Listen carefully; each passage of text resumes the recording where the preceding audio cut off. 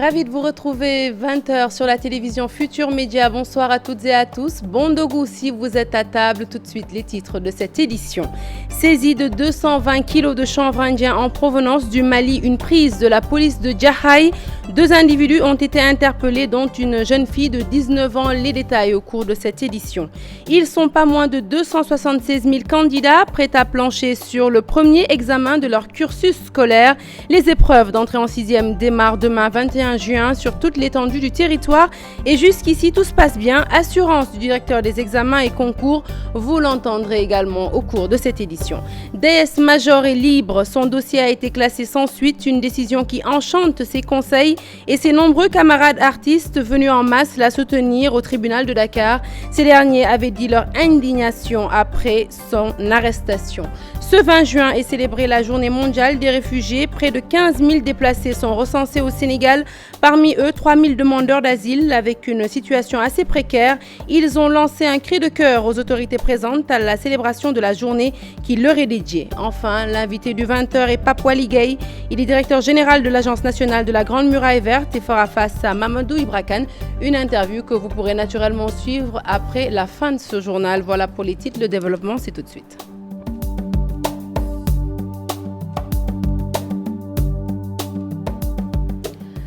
Rebonsoir à toutes et à tous. Un journal que nous ouvrons tout de suite avec cette importante saisie de drogue par la police de Jahaï.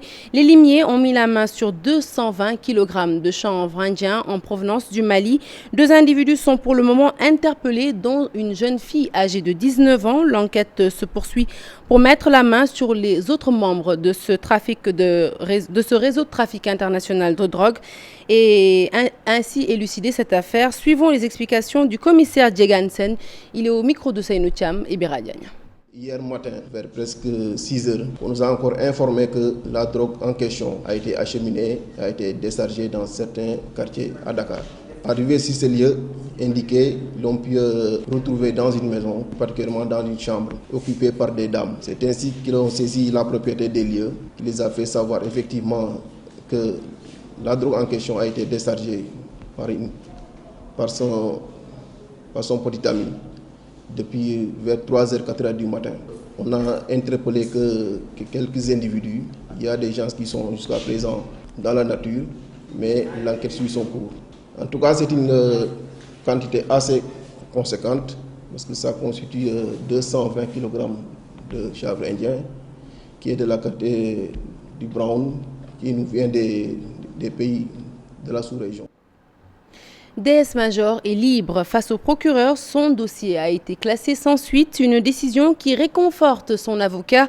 Maître Bamba Cissé, l'avocat avait jugé en effet inopportune l'agitation entretenue autour de la garde à vue de sa cliente. Selon lui, le statut juridique de l'association qui a valu à sa cliente ses déboires avec la justice n'est pas valable. Je vous propose de l'écouter. Ces propos sont recueillis par Pape Faraning et Modou Diop. Nous estimions que les poursuites n'étaient pas opportunes. Et ça, c'était notre posture de principe. Cela a été confirmé par la démarche du procureur qui nous semble relever d'une certaine sagesse. Et donc, nous nous félicitons de cette décision et nous pensons que c'est la meilleure qui soit. Par rapport au comité qui a pu un peu aller dans un cadre qui consiste à vouloir lutter contre la dépravation des mœurs, de ce point de vue, nous sentons que l'objectif est noble. Mais je pense qu'il faut y aller avec beaucoup de tact et de mesure. Parce que ça peut conduire dangereusement à de l'intolérance et cette intolérance peut être également nocive pour une société. Pour ce qui concerne le comité par rapport à sa personnalité juridique, pour l'instant, on n'a pas la preuve que ce comité-là a une personnalité juridique.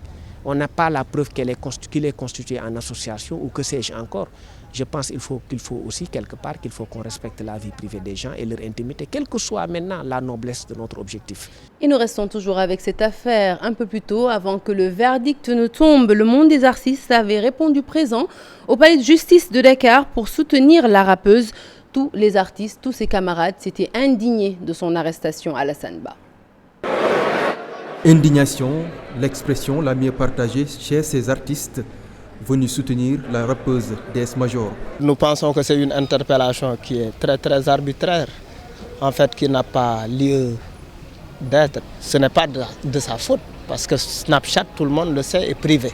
Si maintenant des religieux se lèvent pour interdire dans l'activité d'une artiste dans un cadre privé pour dire comment maintenant on devrait s'habiller ou comment est-ce qu'on devrait se comporter, je crois que ça devient un danger rampant pour toute la communauté culturelle. Le militant des droits de l'homme également a son mot à dire sur l'arrestation de l'artiste. En tant que militant des droits de l'homme, j'ai deux problèmes avec cette arrestation.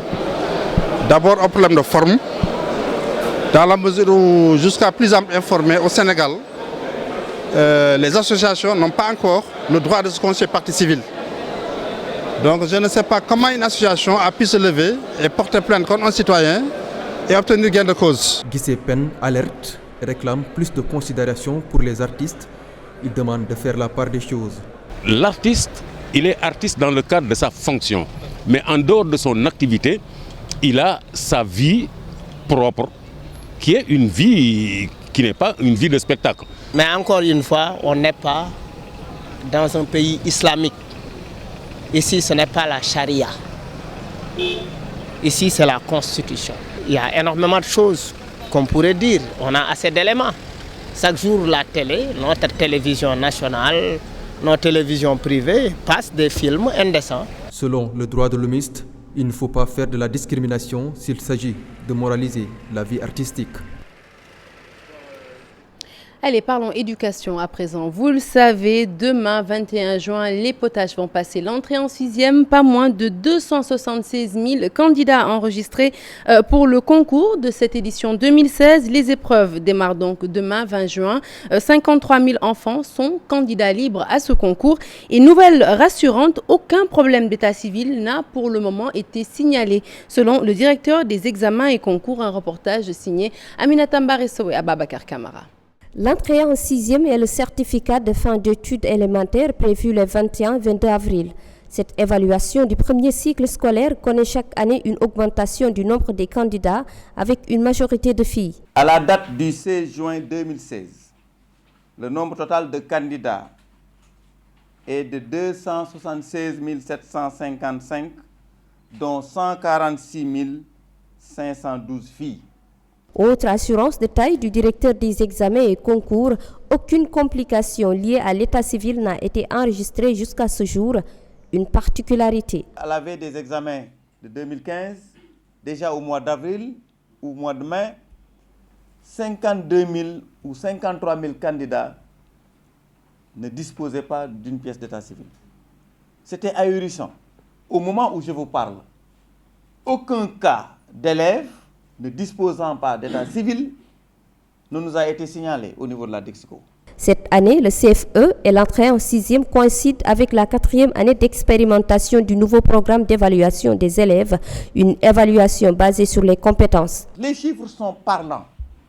Dans la première année de mise en œuvre, le taux de réussite au CFE était de 33,89%. 33,89%, c'est en 2013. En 2014, 34,40%, une légère augmentation. L'année dernière, à la 3e année, 37,94%. Ça veut dire que chaque année, on sent une amélioration. Un autre fait qui attire l'attention, la forte présence des candidats libres, environ 53 000 sur les 276 750 enregistrés par la direction des examens et concours. Je vous l'annonçais en titre, ce 20 juin est célébrée la journée mondiale des réfugiés au Sénégal. Notre pays, leur situation n'est pas des plus reluisantes. Parmi les 15 000 exilés que nous comptons au Sénégal, pas moins de 3 000 sont demandeurs d'asile. À cela s'ajoutent des difficultés à trouver un emploi, faute de pouvoir disposer d'une pièce d'identité fiable.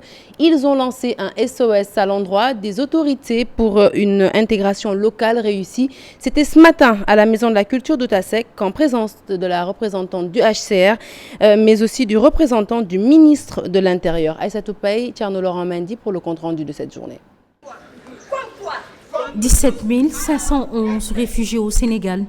Le chiffre risque de s'accroître davantage. Les zones de conflit en augmentation, de plus en plus de difficultés auxquelles sont confrontés les réfugiés, problèmes de logement, d'éducation, de santé, des conditions de vie précaires. Le représentant des réfugiés au Sénégal tire la sonnette d'alarme. Depuis 2011, le gouvernement a délivré des cartes d'identité des réfugiés. Vraiment, ces cartes d'identité nous posent énormément de problèmes. Sans emploi, les réfugiés sont livrés à eux-mêmes. Si vraiment ils veulent que les étudiants continuent leurs études correctes, il faut qu'ils mettent de fonds pour ces étudiants.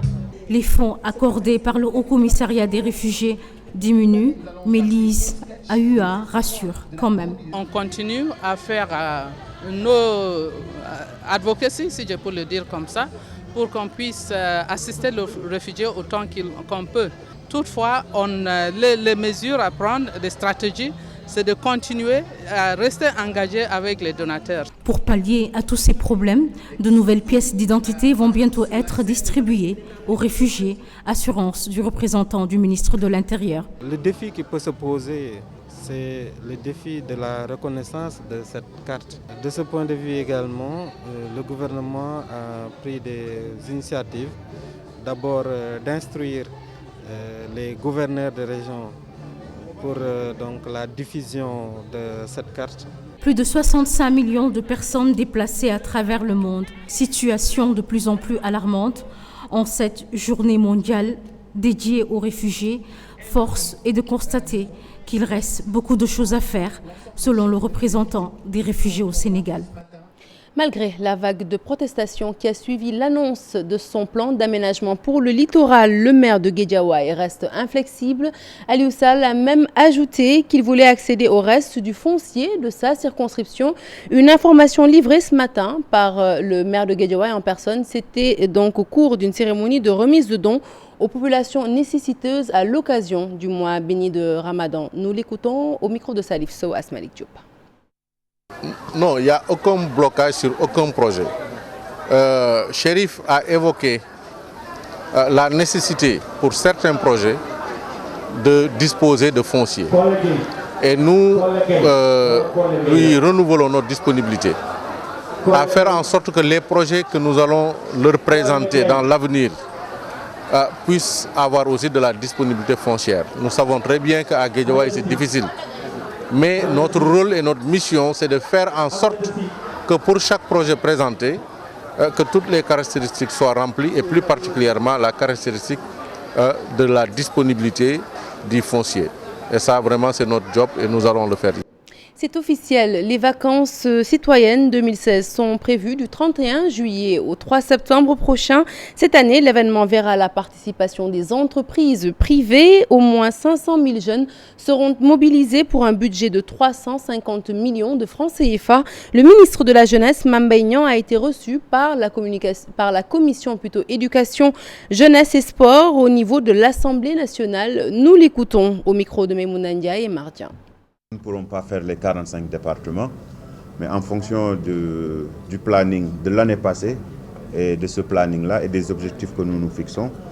Donc il y a un programme, une caravane va être proposée.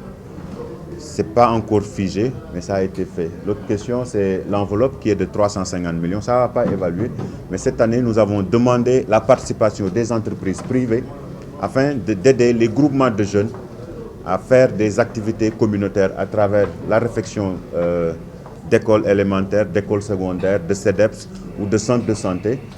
Et il y a beaucoup d'innovations qui ont été proposées par les jeunes eux-mêmes. L'objectif, c'est de mobiliser au minimum 500 000 jeunes avec les entreprises. Et puis sachez que le ministre de la Jeunesse s'est exprimé sur l'affaire DS. Major Mame Mbaye Niang pense que la modernité ne doit pas mener aux dérives.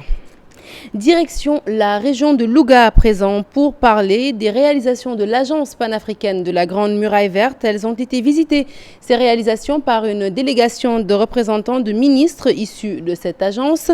Les travaux ont porté sur la création de jardins polyvalents, mais aussi l'implantation de réserves communautaires. Et ils font la fierté des habitants. Ces travaux, des éleveurs, pour la plupart, en bénéficient. Ils demandent d'ailleurs l'augmentation de parcelles de reboisement pour faire des réserves de fourrage. Les détails avec notre correspondant sur place, Tchernoufal. De Mbartoubab à Koili Alpha, deux localités traversées par la Grande Muraille Verte, partout les populations commencent à sentir l'impact positif du projet sur leur vie quotidienne.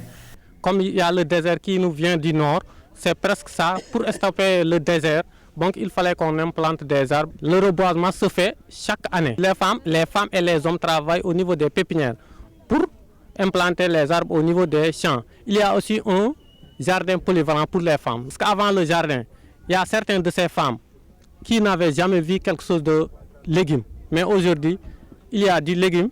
Les parcelles de reboisement sont devenues de véritables réserves fourragères qui contribuent à la survie du bétail. Les années passées, des gens transimaient au-delà même du Sénégal, au-delà de la Gambie, à Doli et j'en passe. Maintenant, à partir de ces champs, si on les multiplie, ce sera la sédentarisation, ça que la population demande à la Grande Muraille Verte. Et on les remercie d'ailleurs. Par rapport aux souhaits des éleveurs, à savoir l'augmentation des parcelles de reboisement, le directeur général de l'agence déclare. Aujourd'hui, Koili, en plus de l'agence de la Grande Muraille Verte, a la chance d'être le réceptacle de 2 gros projets d'accompagnement qui viennent accompagner donc le Sénégal.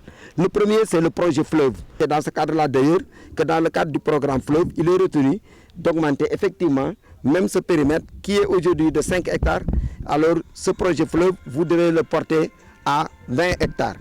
Le colonel Papa Waligei a présidé la délégation des représentants des ministres membres de l'agence panafricaine de la Grande Muraille Verte qui étaient à Louga pour visiter les réalisations du Sénégal dans le cadre de ce projet. Et la Grande Muraille Verte, nous en parlerons tout de suite après ce journal. Le colonel Papa Waligei que vous venez de voir sur ces images sera l'invité de Mamadou Ibra Kane. Une mauvaise nouvelle dans ce journal, c'est à Podor que ça se passe dans le nord du pays. Un accident a eu lieu à Diatar, dans le département de Podor. Un camion a écrasé un photographe. Il était âgé de 44 ans, chauffeur de Jakarta, Chertidiansi, a perdu la vie sur place. Le chauffeur du camion, quant à lui, est arrêté par la gendarmerie. Le corps de la victime est présentement à l'hôpital de Ndioum. Et nous n'excluons pas de revenir dans nos prochaines éditions. Un fait assez insolite dans le département de Goudiri, un feu qui se déclare de façon intempestive dans le village de Sinthiou, Bokar Ali plus précisément. Les raisons du sinistre sont pour le moment inconnues, mais les dégâts sont importants.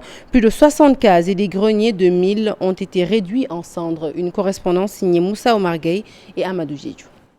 Valises, couvertures, ustensiles, bassines, bref, tout est exposé dans la cour, sous le soleil, à même le sol, pour éviter le feu mystérieux qui a dévoré pas moins d'une 60aine de cases. Nous sommes à Sinthiou Bokar Ali, situé à 65 km de Tambacounda, sur la route nationale 7, qui n'existe que de nom, traversant la mare asséchée de Maël Dibi.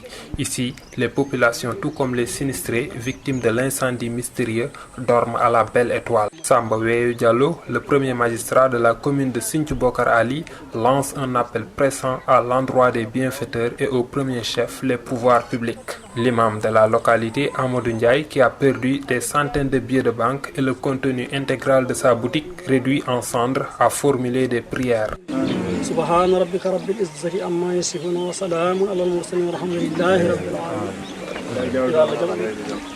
À Sinthiou Bokar Ali, les locaux de la municipalité sont transformés en magasins pour protéger une partie des biens communs.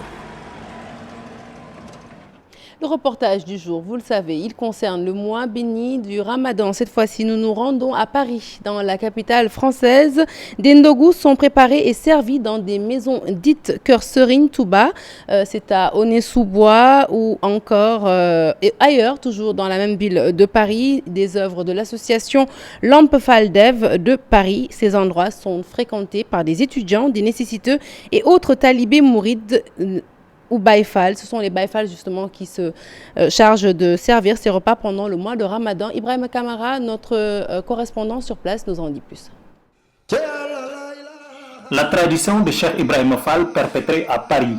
Durant chaque mois de Ramadan, les Baïfal de la capitale française préparent désormais des ndogous copieux.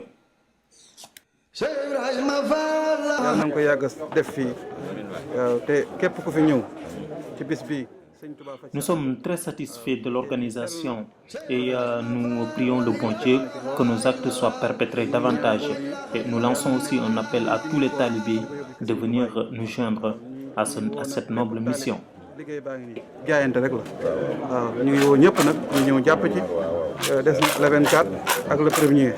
Sous l'indigal de Serigne Cheikh Khady Gueye, les repas sont préparés à Montreuil, au siège de l'association mouride Salamatan. Les Baïfal, comme à Touba, portent les repas sur leur tête et les acheminent au lieu dédié à la communauté mouride de Paris, notamment à Aulnay-sous-Bois, et ensuite vers d'autres endroits fréquentés par des mourides ou même simplement des musulmans de la capitale française. Et toujours l'actualité, bonne transition plutôt pour l'actualité internationale. Elle nous mène tour à tour en République démocratique du Congo, au Kenya, mais aussi au Cameroun où l'affaissement d'un immeuble a fait 5 morts. Un récit signé Daniel Diouf. L'effondrement d'un immeuble en construction sur 3 niveaux à Douala a fait 5 morts dimanche. Les victimes sont des clients d'un bar qui était déjà opérationnel au rez-de-chaussée du bâtiment. C'est le non-respect des normes de construction qui serait à l'origine de ce drame, selon des responsables. Mais les sapeurs-pompiers de Douala pensent que les fortes pluies tombées sur la ville ont rendu davantage vulnérable l'immeuble déjà construit avec des matériaux fragiles. Al-Shabaab, la secte qualifiée d'islamiste, a confirmé dimanche la mort du cerveau présumé de l'attaque contre l'université kenyane de Garissa. Une attaque qui avait coûté la vie à 148 personnes et laissé 142 étudiants grièvement blessés. L'homme annoncé mort depuis le 1er juin par les autorités somaliennes était kényan et professeur dans une école coranique de Garissa, à 365 km au nord-est de Nairobi. Enfin, lundi sans presse, le mot d'ordre lancé aujourd'hui par l'Union nationale de la presse congolaise pour protester contre la hausse des tarifs d'Internet en République démocratique du Congo. Depuis plusieurs semaines, les prix d'Internet ont grimpé, multipliés par 5 chez certains opérateurs. À cause de cette hausse, le gouvernement a été accusé de chercher à freiner l'accès à l'information pour des raisons politiques, ce qu'il a démenti. Le régulateur des télécommunications estime que les opérateurs ont violé la loi en augmentant de manière unilatérale les prix d'Internet. Ce lundi, l'autorité de régulation des postes et télécommunications a donné l'ordre aux opérateurs de revenir aux tarifs antérieurs à la suite de la grogne de plus en plus croissante des usagers d'Internet mobile.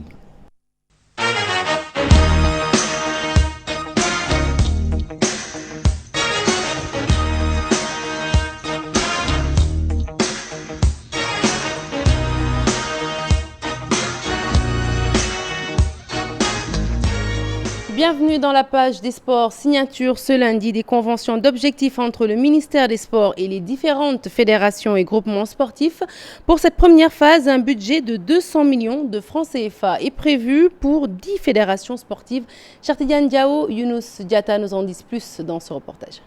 C'est une première dans le monde du sport sénégalais, la signature des conventions d'objectifs avec les fédérations et regroupements sportifs et le ministère des Sports entend démocratiser la pratique dans toute l'étendue du territoire. La gestion axée sur les résultats, qui repose sur la formule de budget-programme, est incompatible avec la léthargie, la routine et l'irresponsabilité. Elle appelle une planification rigoureuse des besoins et des activités, laquelle planification est adossée à la recherche de performance, au culte de la transparence, à la généralisation de la culture de l'évaluation, au contrôle et à l'organisation d'outils de mesures destinés à apprécier l'impact et l'efficacité de l'intervention. Les fédérations concernées se disent satisfaites de ces mesures incitatives qui, pensent-elles, vont rendre plus performant le travail des fédérations. Lors de votre première audience que vous avez accordée au comité olympique et sportif sénégalais, nous vous avons dit, monsieur le ministre, là où le bas blesse, c'est que les attentes par rapport aux fédérations ne sont pas suivies de mesures incitatives. Chaque fois que nous partons dans des compétitions, on nous demande des résultats et on ne met pas sur la balance les moyens de mise en œuvre. Je pense que vous venez aujourd'hui de rectifier le tir. Pour cette première phase, 10 fédérations et regroupements sportifs sont concernés. Les fédérations de football, de basket et de CNG de lutte figurent en bonne place. L'US Gorée a mis de gros moyens pour remporter le championnat national. Plus de 100 millions de francs CFA ont été mobilisés pour la saison 2015-2016. Révélation de son président, Maître Augustin Senghor, affirme que son club a sérieusement travaillé et que l'option était d'œuvrer dans la durée des efforts qui, selon lui, ont fini par payer car l'US Gorée renoue justement avec le sacre après 32 années sans succès. Ces propos sont recueillis par Mamadou Fall et Youssou Barou. Cette saison, quand nous démarrions, nous fixions un budget d'environ 75 millions à 80 millions. Mais à mon avis, on l'a largement dépassé parce qu'à la fin de la saison, notamment à partir de la phase retour, comme nous étions déterminés à faire un bon résultat, en tout cas à nous maintenir au moins, nous avions essayé de motiver davantage nos joueurs, d'investir plus dans la préparation de l'équipe. Et il faut savoir aussi que le déclic s'est créé chez nous tous quand nous sommes descendus en deuxième division. Les 2 années qu'on a passées nous ont permis de nous remettre en cause, de mieux nous organiser, mieux nous outiller. On a compris qu'avoir un bon terrain d'entraînement, c'est important. Et comme on vous le dit aussi, on a essayé de les motiver financièrement. Les derniers matchs, les primes étaient haussées à au moins 50 000 francs sur les 5 derniers matchs. Donc c'est vous dire que nous aussi, à partir du moment où on a senti que le coup était jouable, on a misé sur le titre en motivant davantage les joueurs. Et ça a fini par payer. Et puis toujours en foot, avec 17 buts en Ligue 1, cette saison, Pape Ibnouba entre dans l'histoire du football sénégalais. L'attaquant de la Linguère de Saint-Louis établit ainsi un nouveau record en tant que meilleur buteur du championnat professionnel de football au Sénégal. Il s'en réjouit et dit attendre son heure pour une sélection dans l'équipe nationale. Nous l'écoutons au micro de Seynou Diop et Abib Sek, nos correspondants à Saint-Louis.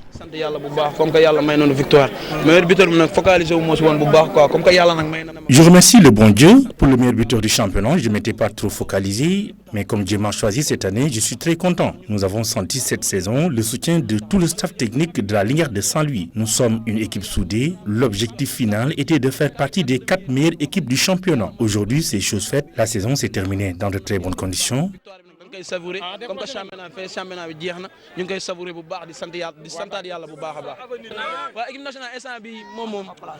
En ce qui concerne l'équipe nationale, j'attends la réaction de l'entraîneur. Il est le seul à décider. S'il m'appelle, je suis prêt. Dans le cas contraire, je vais continuer à travailler. Passons à présent à la Ligue 1 sénégalaise, 26e et dernière journée. Le Jaraaf de Dakar bat en déplacement le Guédiawaye FC par 2-1. Il occupe ainsi la 2e place du classement et des regrets pour les Médinois après une bonne fin de saison pour le GFC. Cette année va permettre à l'équipe de grandir pour remporter des trophées. Pafaragning Diafaraba. Pape Aline Diop entré en cours du jeu anéantit les espoirs du Guédiawaye Football Club de remporter leur premier titre avec son but victorieux.